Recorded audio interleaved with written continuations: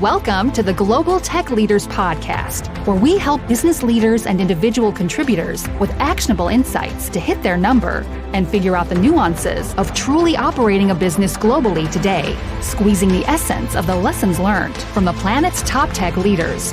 This is your guide to joining the fast track to global market scaling.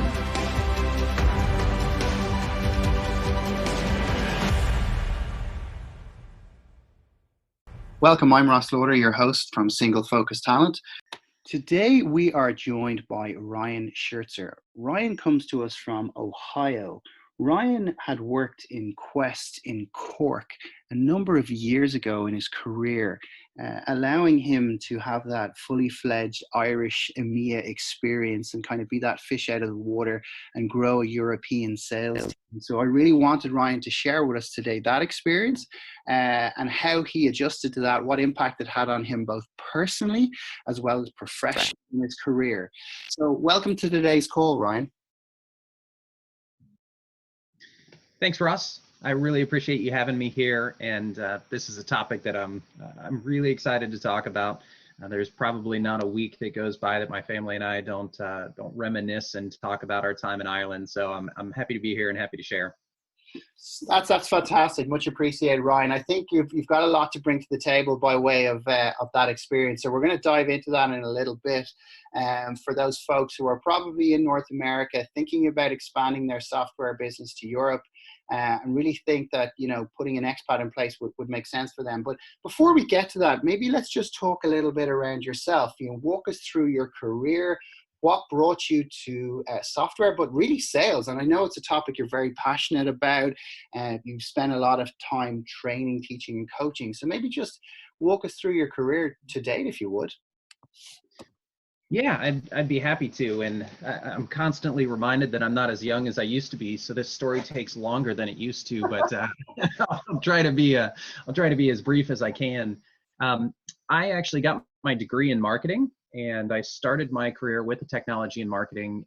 I had some smart college roommates that were into computers, and that seems like kind of a silly thing to say now, but back at the time, our dorm room was the only one that had two computers in it. We had a Mac and a PC, and so we were kind of the epicenter for technology. And during that time, the first Internet Explorer browser came out. So if you're looking to date me, you can pretty easily do that. But we taught ourselves how to write HTML code, and that gave me a platform to get introduced to some technology companies, and I got a job right out of school in a software company, and I've been doing software ever since. I spent the first 7 or 8 years of my career in marketing, and then I decided to take the masochistic step of picking up a quota and moving into sales because I really liked the quantifiability of sales. It's really easy to measure success in sales roles. Sure. So somebody was foolish enough to let me go try to sell, and fortunately enough, I had some success and as an individual rep, and then I had the opportunity to take on a leadership role on an inside sales team, and I did that for a few years. I inherited a couple other teams, and after I had done that for a few years, our organization, the company I was with at the time, Quest Software, was looking to move all of their individual inside sales teams in Europe into a central location. And this is where you and I met, Ross. And right. I got the opportunity to move to Ireland and be a part of a project to centralize that function and all the functions in Europe into one location as a shared services center. I was there for a few years. I came back and have done a number of things since then, but I've really spent most of the last 10 to 15 years focusing on inside sales. And in the place that we find ourselves in today with the pandemic that has hit the globe, I have joked, not that it's a time for lots of jokes, but I've joked that we're all in inside sales now. We're learning this new motion as salespeople of having to sell without going to be face-to-face with our customers. And sure. So that experience really served me well. And and puts us as sales leaders and specifically inside sales leaders in a unique position of being able to educate some of the rest of our organization about how to go to work every day and be able to do the things that we do, be able to do them really efficiently, do them at scale, and execute for the organization and really model for everybody else what that looks like. So that's probably about as short as I can make 20 plus years of things that I've done. No, I appreciate that. I think for me, I'm keen to dive into the inside sales piece. And, Ryan, when you and I worked together, I will say the date, it was back in 2011. We really had seen a global shift to inside sales at that point in time. And I know that the organization we were a part of had stipulated that they were gravitating their effort towards inside sales. And I think if you look at some of the big startups, the spin-ups today, you'll see that they, right out of the gate, are inside sales guys.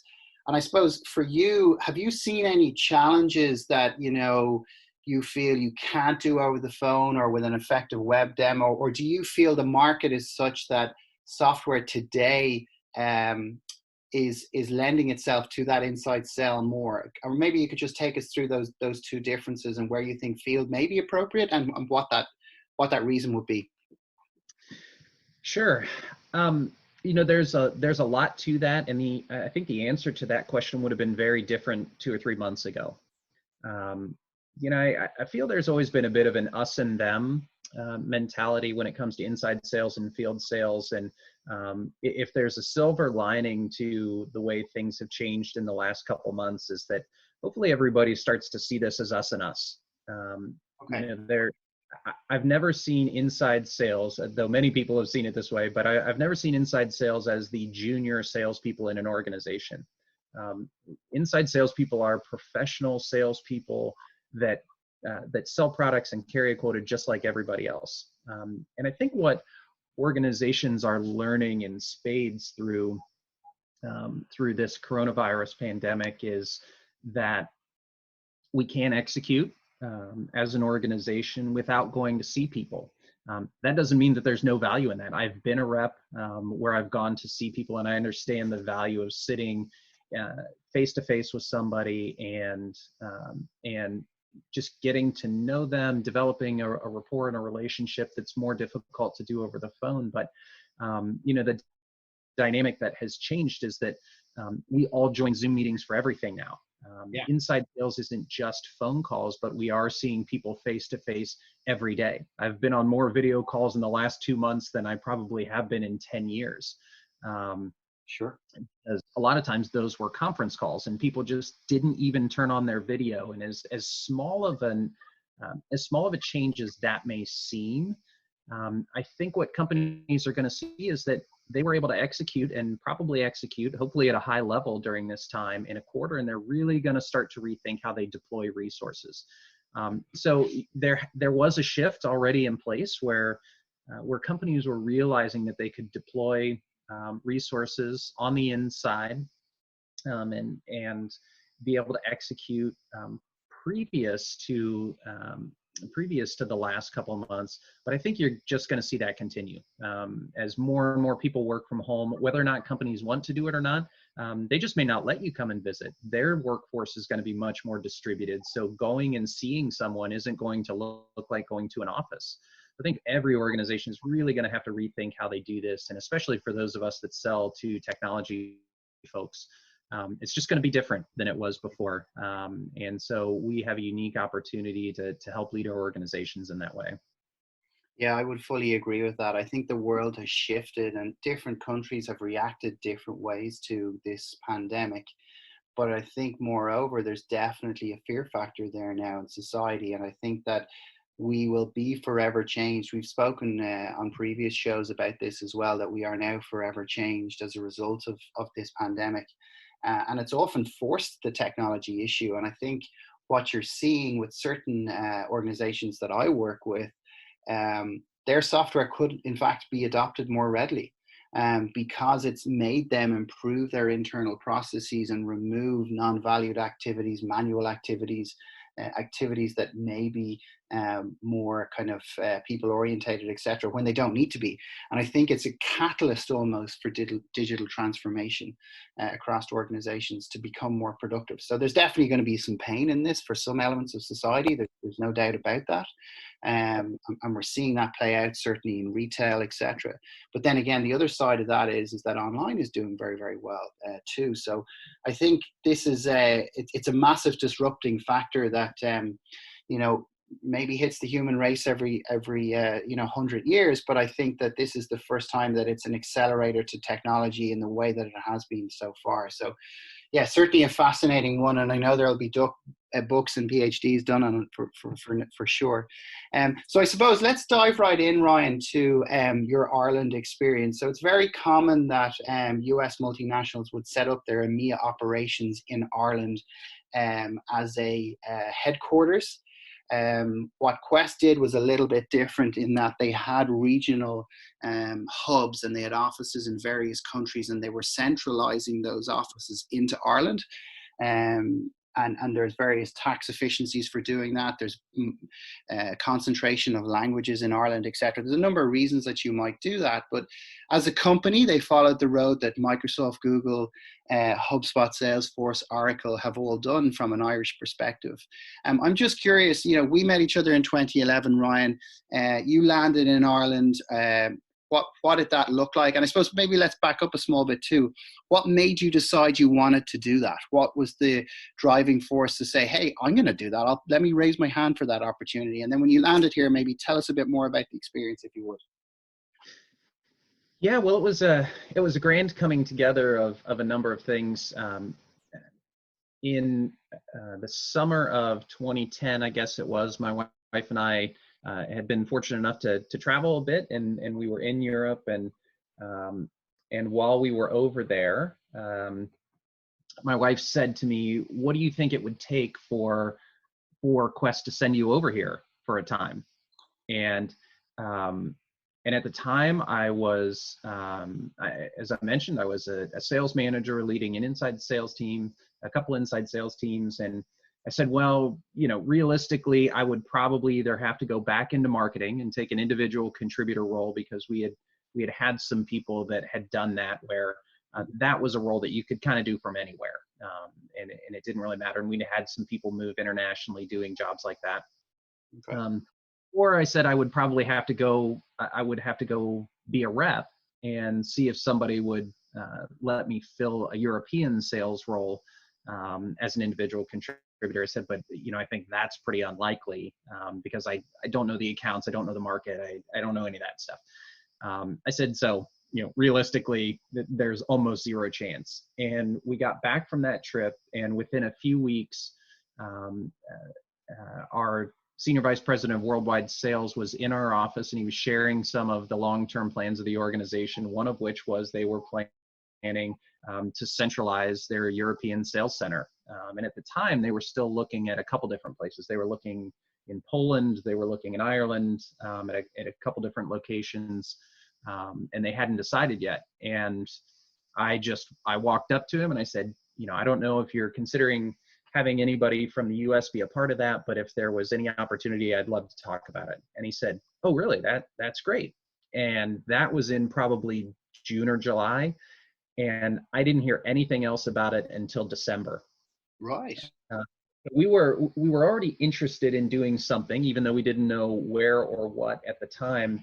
And sure enough, in December, I was looking around at some other opportunities internally, and that same head of sales called me and said, "Hey, I really want you to think about this. I think this is a great move for you." I won't give you all the background on why yet, because I think you're probably going to ask that question about what led to that decision. But he came back in December and said, I think you should really think about this one. If you the other ones are good jobs too. They were all within Quest, but he said, this is one I think you should really go after. And so about 3 weeks later, I landed on the ground in Ireland. Wow. And our lives haven't been the same since. Wow. Okay, I was going to ask you what was the time you landed. So you've preempted that one. And I suppose from a sales leader's perspective, let's fast forward a small bit before we get into the Ireland experience. What did that mean for you by way of your career? Like, we can talk about the personal elements, and I think we'll dive into that as well. But like, what impact did that have on your career, that international flavor, or that bit in your portfolio, as it were? Yeah, that was really what he focused on when he said, "This is why I think you should do this role." And he used his personal experience in it. You know, at the time, he was the worldwide sales leader for $1 billion software company. So no small feat. He had done incredibly well in his career. He had been a CEO prior to that. I mean, there was very little he hadn't done. Right. But he said to me, he said, even now, with all the experience that I have and all the things that I've done, the one thing that has kept me from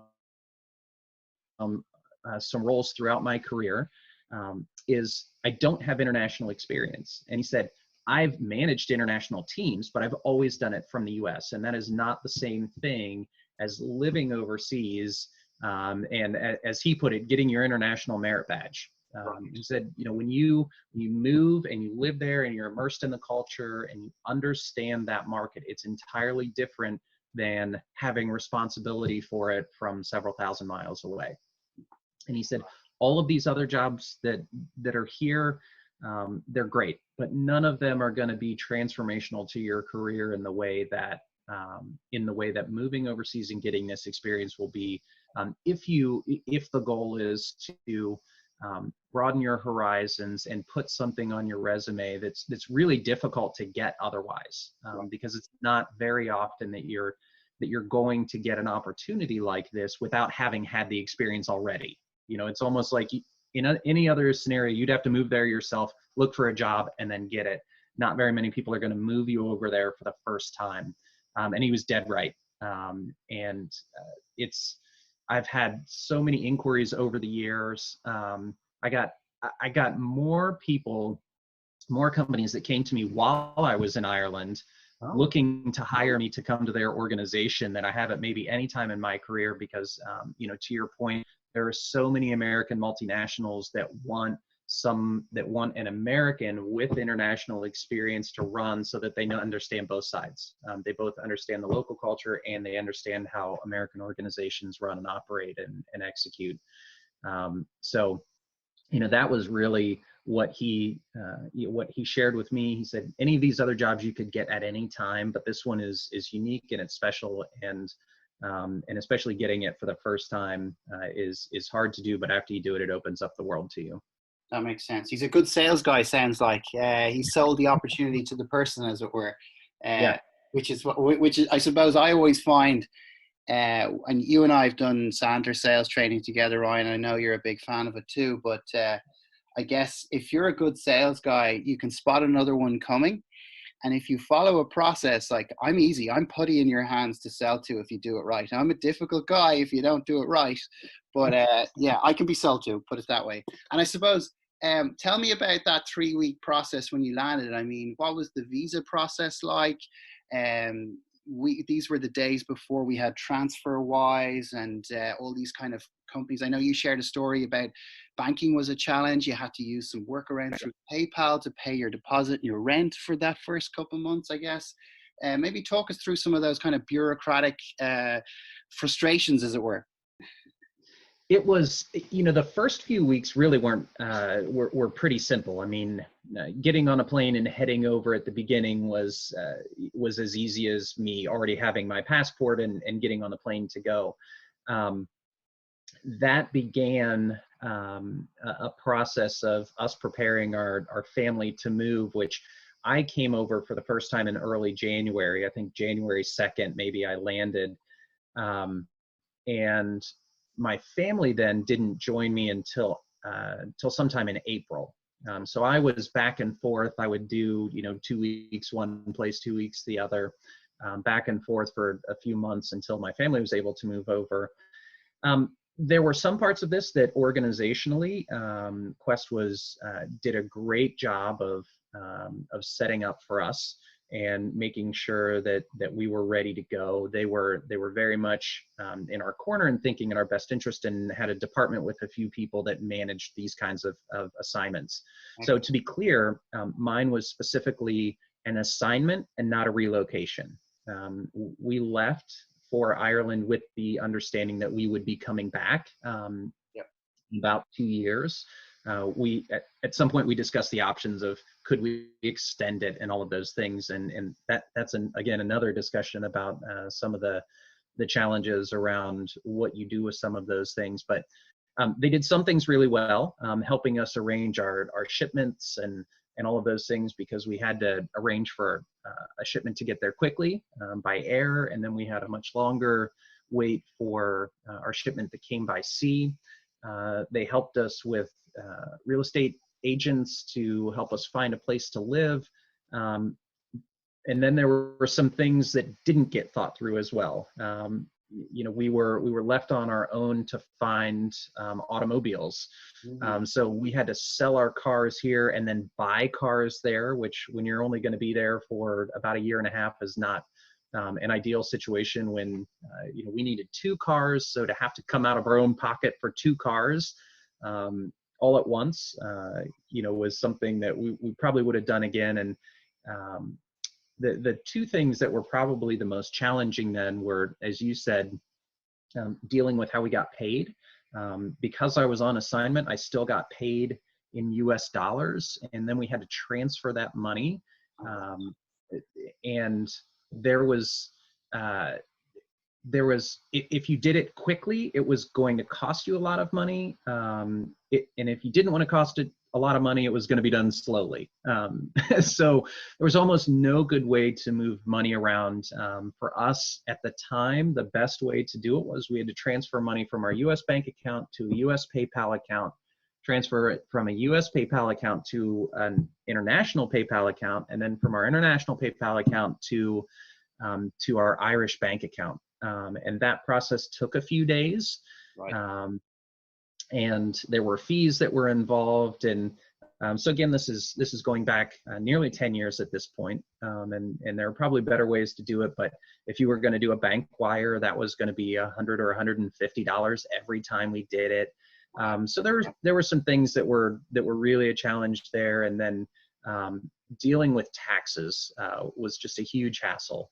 Fortunately, they engaged at E&Y at first, and then I think we switched to Deloitte later on to help us work through that process. But that was a long, painful exercise to get through that every year, because we paid taxes in the US and in Ireland based on the way they set it up. And so there were some things there that just logistical challenges, that we kind of had to deal with every day and every week as we were there. That if we did it all again, I would certainly ask more questions about some of that stuff and see if we could think through some of those things. But those are certainly a few of the things that come to mind right away. Yeah, that makes sense. I'm actually on a future show going to have a tax expert on, because tax is one of the recurring themes on our podcast. It comes up at a corporate level, and obviously for expats, it's particularly significant. I've seen this play out in multiple organizations I've been a part of, where it seems like you pay tax in the US for the first 2 years. There's a dual taxation agreement between Ireland and the US, and you pay the difference in whichever country it applies. But that's subject to a 2-year visa, as you rightly said, assignment, not relocation. And then after that period of time, there's a different, you have to pay from an Irish payroll perspective. So I'm not an expert on that. I've heard stories from others, but yeah, we'll be talking about that on a further show. So I suppose I'm curious, you're from near Dublin, Ohio. You didn't move to Dublin, Ireland. You moved to Cork in Ireland, which is Ireland's most second populous city, and as Rena Hegarty, our prior guest on the show, said, Ireland's real capital, which is a phrase you'll be quite familiar with, Ryan. Maybe you could just take us through, kind of culture shock. What surprised you? What didn't surprise you? And how did you kind of navigate through that? What did you like? What did you find a challenge? Tell us a bit about that cultural piece. You'll find this funny. One of the challenges I found is I had no idea what some of the road signs meant. Okay. took me a long time to figure out what some of the stripes on the road and things meant. And I was like, oh, we're getting closer to the exit. So there were some funny things like that. But, for us, very little, I couldn't even find anything to be critical about. We absolutely loved our experience from the minute we touched down.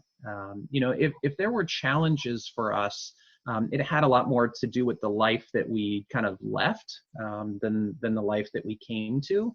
We have a very tight-knit family here, and so it was difficult on my parents and my wife's parents and our family when we were gone for a couple years. We weren't in a position where we could travel back and forth to see them regularly, or they could travel back and forth to see us regularly.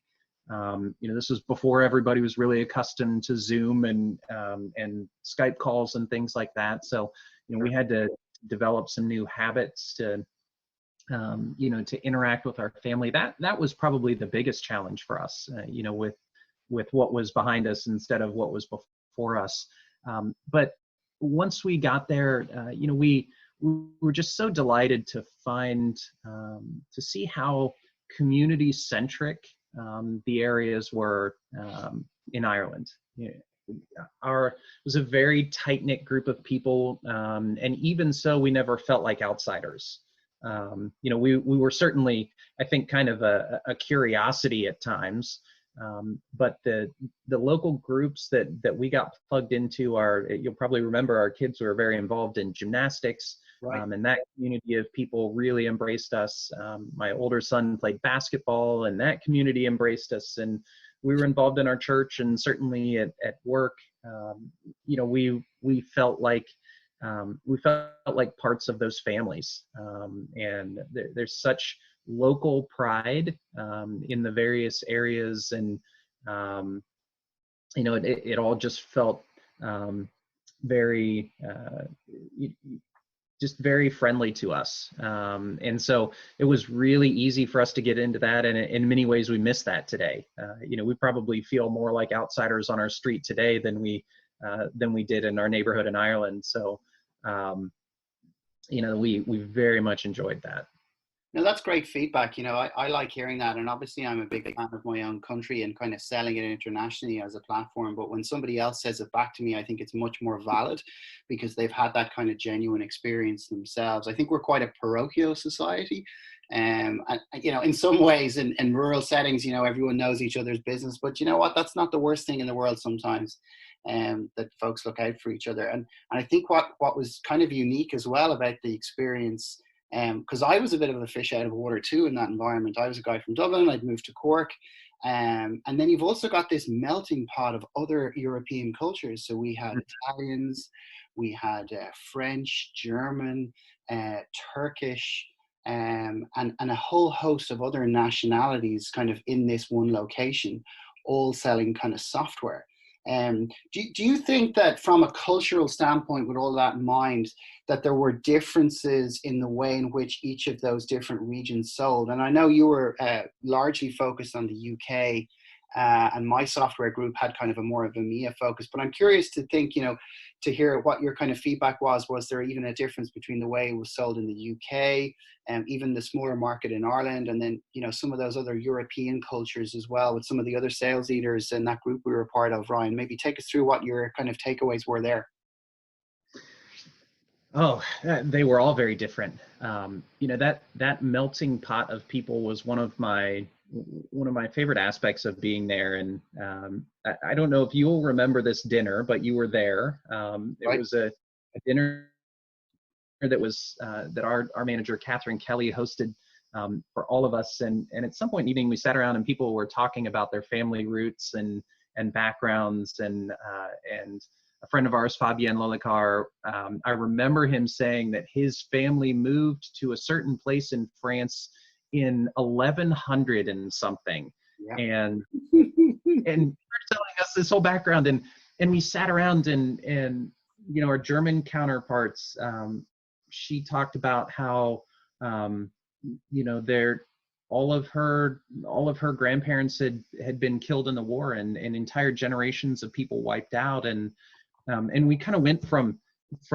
nation to nation to nation as they shared their stories, and it was just fascinating to me. Now, one of my favorite moments of being there. And I think to your point about sales, all of those things fed into the different countries. I mean, we made our numbers.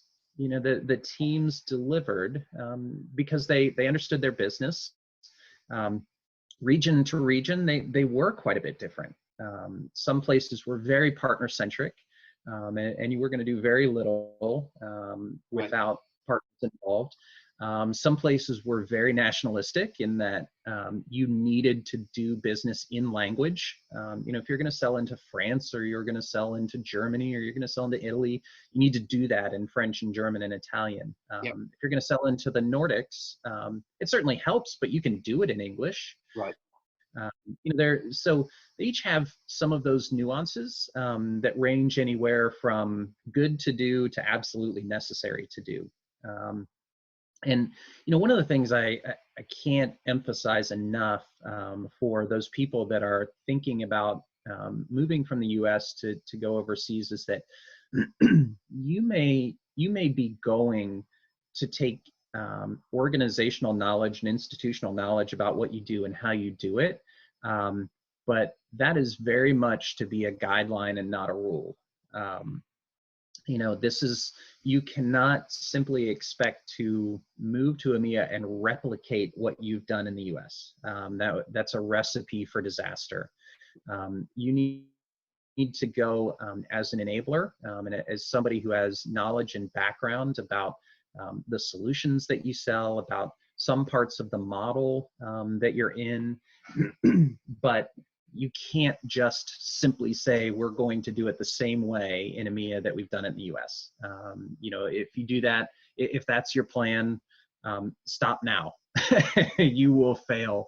There are so many nuances and so many differences. I mean, I definitely walked away from my experience realizing that I had learned much more than I had taught.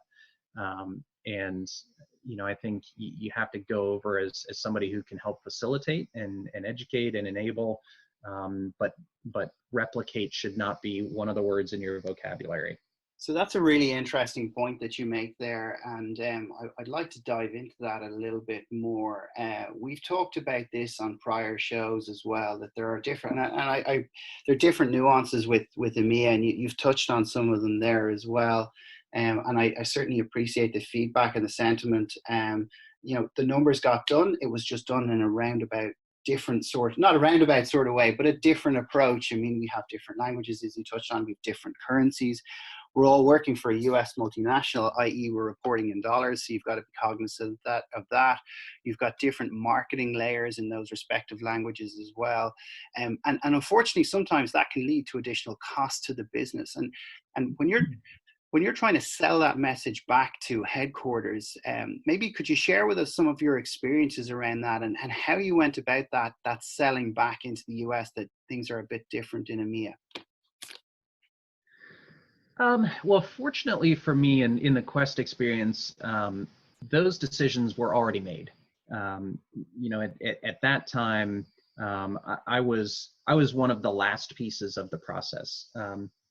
Now, in the years since, I have set up multiple sales teams in EMEA, both in the UK, in Ireland. I've had teams in Russia and other places.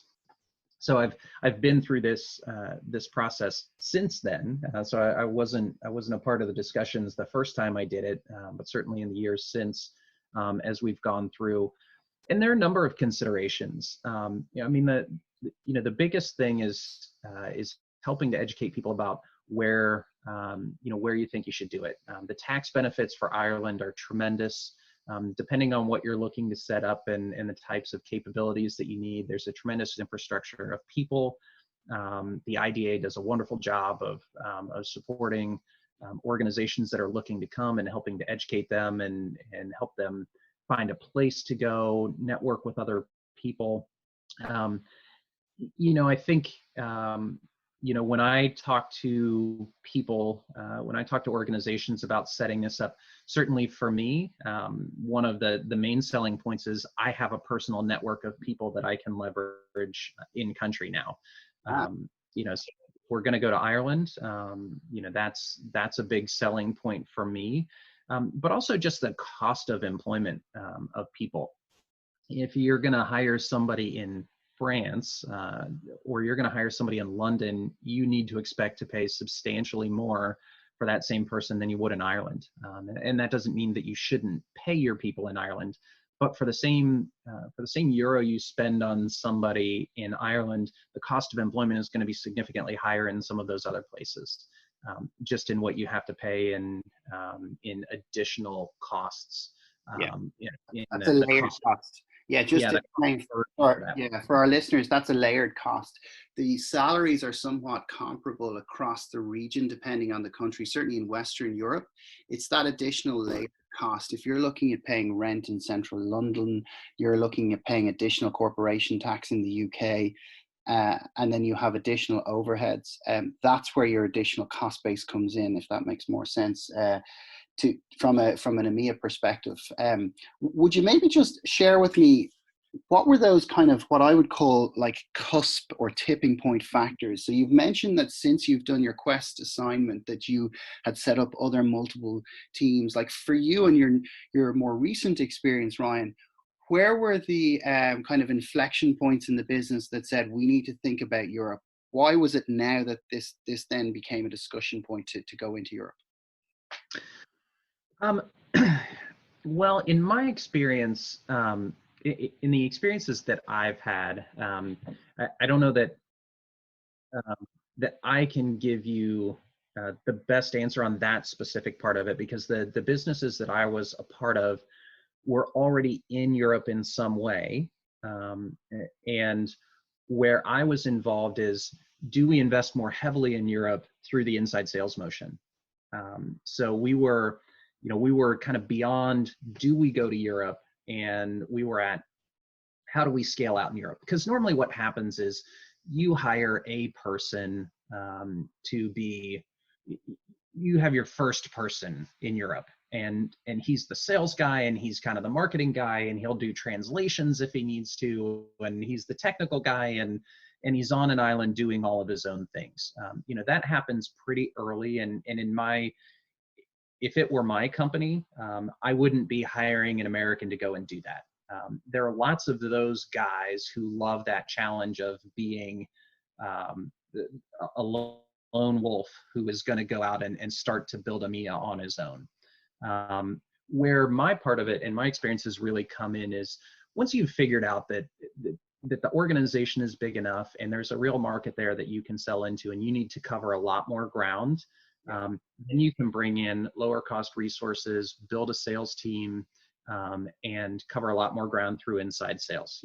That's kind of a natural extension, depending on the business you've done. I've been in companies where a lot of times we're selling to a lot of enterprise companies, and then then we need to work on solidifying the mid-market presence.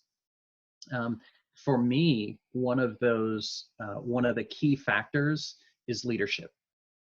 And if you are going to go into that market, you may be able to find good inside salespeople, but you have to have a really, really good inside sales leader.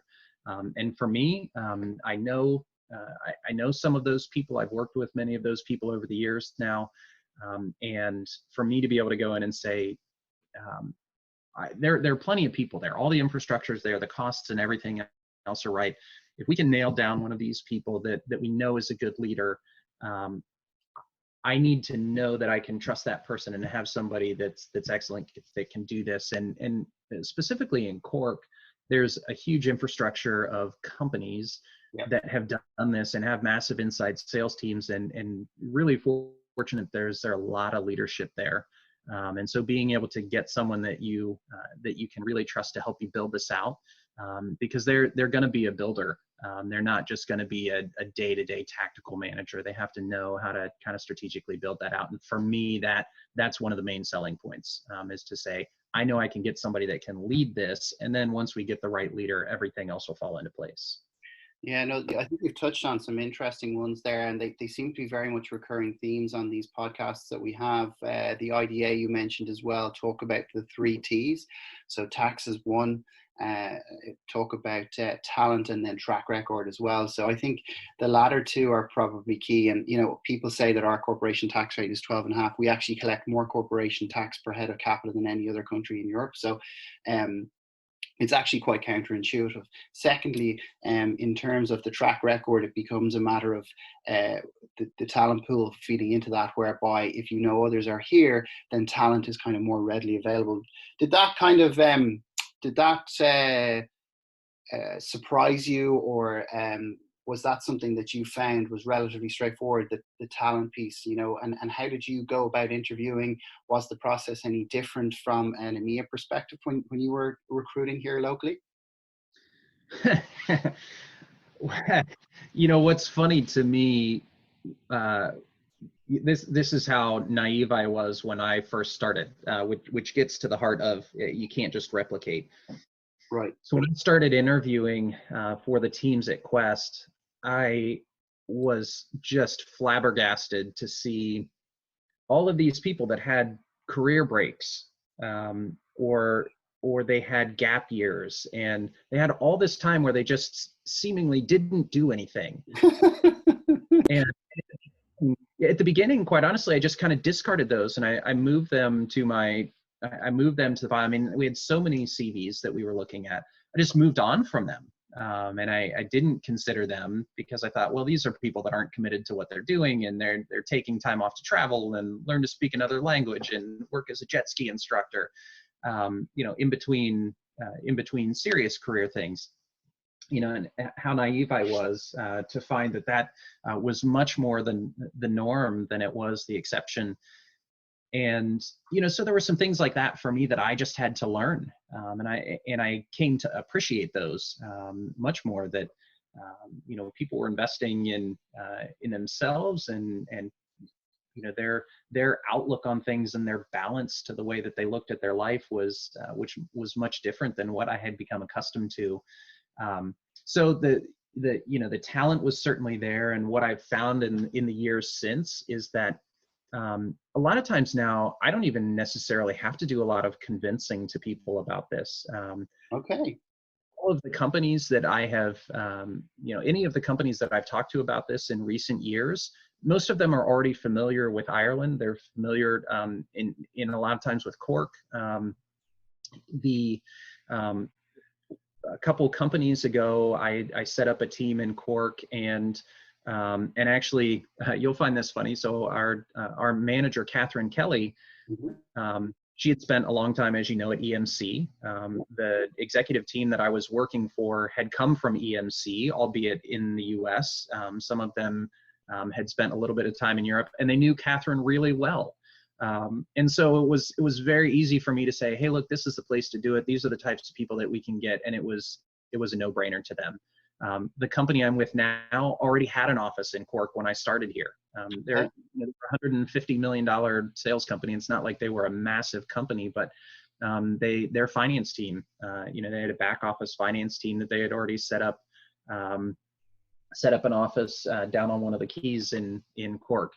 And so, you know, the awareness, you know, I'll introduce people from my network, and a lot of times they already know each other. Our CFO here at Datastax was good friends with a guy named Mike Madonia, who was another American that moved over to Cork with me as part of that. Yeah. And he was one of the keys to kind of solidifying me coming to Datastax.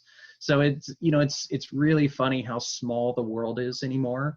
And Cork and Ireland have built a reputation for being an incubator for these types of companies, being a great place to do business. And so for me, anyway, in my recent experience over the last 6 or 7 years, anyway, is those discussions are much easier to have. People are much more familiar, and it's not like you're trying to convince them of something that they've never heard of or never considered. It's very, very true, because the world talks about certain layers of separation, and I think in Ireland it's really one, if even that. Everyone knows someone who knows them, and that's particularly true in Cork. everybody knows everybody. And I think the IT tech community is so small. What I always say to candidates is, do right by people, be ethical, transparent, and never burn your bridges, because that situation you've just highlighted happens all of the time. And it's that comfort level of knowing that you would work with somebody well because you've either worked with them in the past, which is the ideal, or you trust somebody enough that they've worked with them that you could feel comfortable working with them, right? I think for me, that's been a very important factor in the successes of a lot of the candidates that I work with, is that they have always done right by others and they've conducted themselves to the height of professionalism, because unfortunately you don't get a second chance because the community is so small. And that's very much been my experience, and I think you've just echoed it there and found that to be the case also, even from a broader US perspective as well, right? So as we wrap up here, Ryan, I always like to ask people what's their experience of the crack, spelled CRAIC. So probably a phrase that I've revisited for you today that you may not have heard in near to a decade, but I suppose it speaks to our culture, our sense of humor, our utter levels of sarcasm. I suppose maybe take us through, as we wrap up here, what your experience was of our kind of dark sense of humor almost. Yeah, well, I'll tell you a funny story about that word in particular. I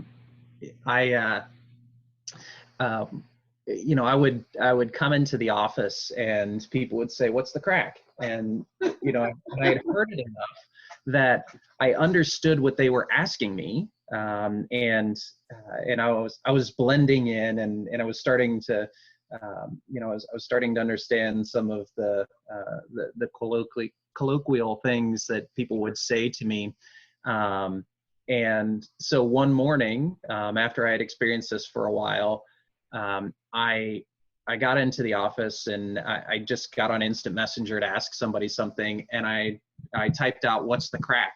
And of course I spelled it CRACK.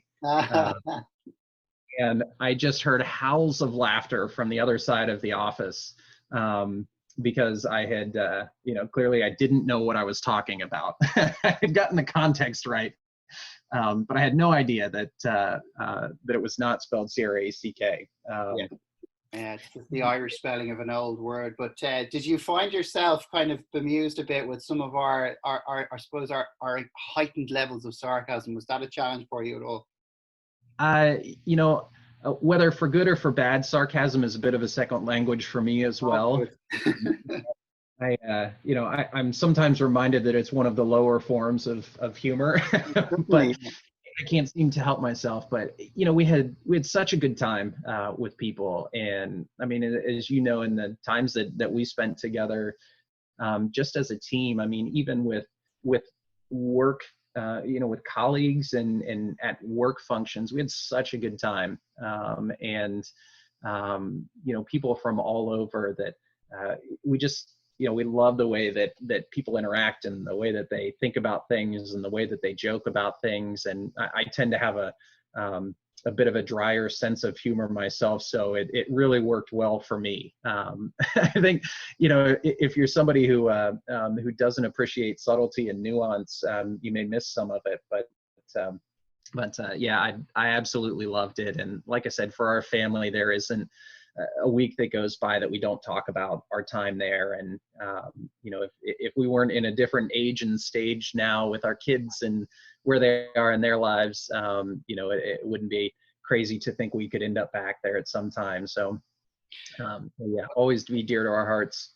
I don't think myself or the country could ask for any better feedback than that, Ryan. So really want to thank you on that one. It's been a pleasure to have you on today's show. And I do hope that we can get to work together at some point in the future. It's been my absolute pleasure, Ross. It's good to talk to you again. Take care. Thanks, buddy. You've been listening to the Global Tech Leaders Podcast, designed for both established and aspiring career-focused tech rock stars, as well as helping leadership figure out how to speak global in today's multicultural world. For further details, check out sf-talent.com.